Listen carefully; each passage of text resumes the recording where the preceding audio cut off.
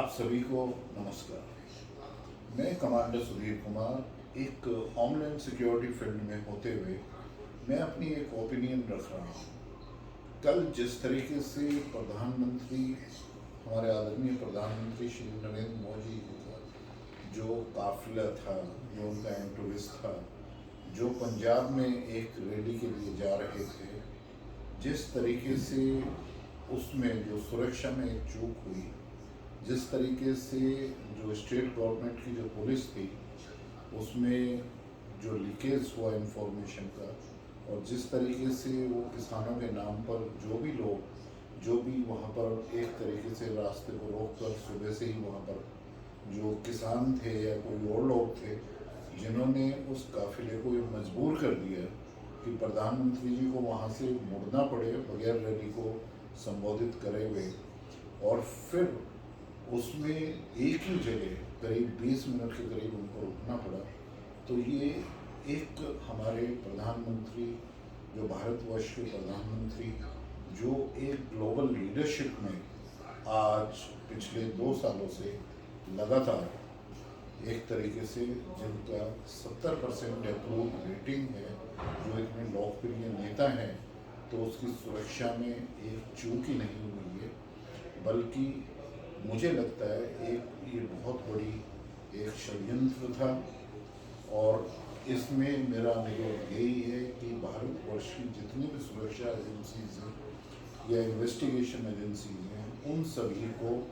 इसमें बहुत ही तत्परता से इसकी गहराई में जाना होगा और देखना होगा कि किस तरीके से कहाँ पर चूक हुई। जो एक सिक्योरिटी मैट्रिक्स है, और सिक्योरिटी मैट्रिक्स का रिव्यू होना चाहिए। सिक्योरिटी मैट्रिक्स में जो हमारे आदरणीय प्रधानमंत्री हैं, एक प्रधानमंत्री ऑफ इंडिया की, भारत के प्रधानमंत्री की जो सिक्योरिटी मैट्रिक्स है, वो सबसे ज़्यादा उसमें सुरक्षा का महत्व है। और उस सिक्योरिटी मैट्रिक्स का रिव्यू होना चाहिए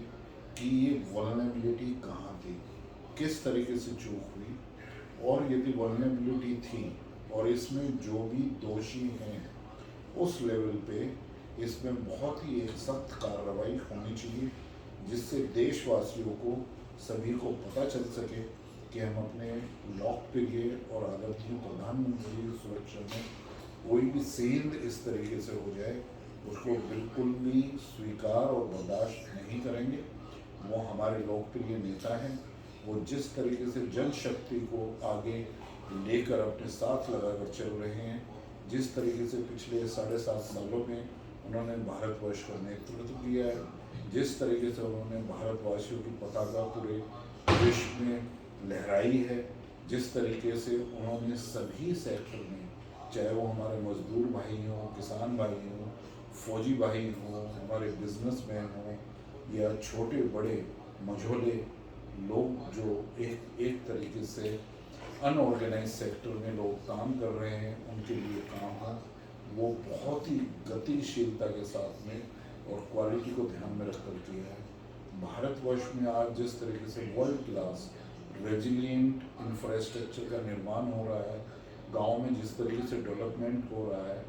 तो ये बिल्कुल सबको पता है कि जितनी उनके सामने जो राजनीतिक शक्ति हैं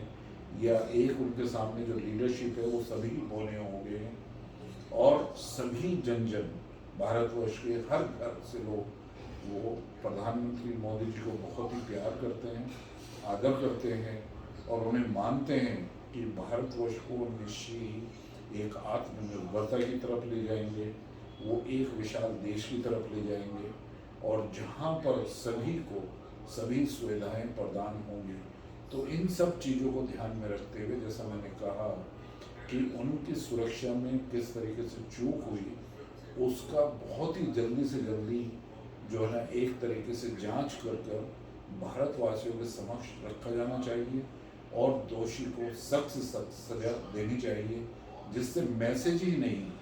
बल्कि भारतवासियों में कॉन्फिडेंस आए कि यस, हम इसको बिल्कुल भी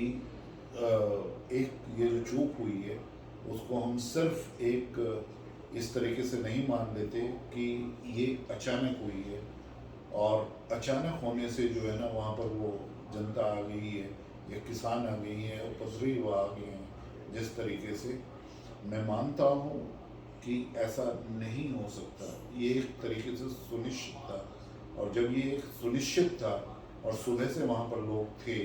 उस फ्लाईओवर के ऊपर जो है ना वो रास्ते को रोका गया, और जब उन्होंने वापस अपना काफिला किया तो फिर वहाँ पर अड़चन उनके सामने, उनके काफिले के सामने रखी गई। इसका मतलब था ये बहुत ही एक सुनिश्चित, एक उसमें राजनीति, या हो सकता है कि किसी का भी एक ऐसा वो हो जो भारतवर्ष के प्रधानमंत्री के ऊपर हमला करने की सोच रहे हैं। लेकिन यदि उन्होंने सोचा भी है इस तरह, और इसमें जो भी लोग इन्वॉल्व हैं उनको बहुत सख्त सज़ा मिलनी चाहिए। मैं फिर एक बार सभी युवाओं से और सब भारतवासियों से यही कहना चाहूँगा कि हम सभी अपने आदरणीय प्रधानमंत्री, अपने लोकप्रिय प्रधानमंत्री श्री नरेंद्र मोदी जी के साथ खड़े हैं। उनको विश्वास दिलाना चाहते हैं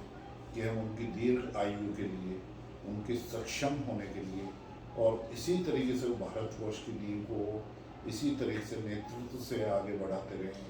और हमारे जो युवा जनरेशन है उनको एक बहुत ही सुरक्षित और एक आत्मनिर्भर और एक महान देश वो उनके प्रस्तुत सामने रख सकें। इन्हीं शुभकामनाओं के साथ में नरेंद्र मोदी जी की जो हेल्थ और उनके स्वास्थ्य के लिए मैं प्रार्थना करता हूँ। धन्यवाद।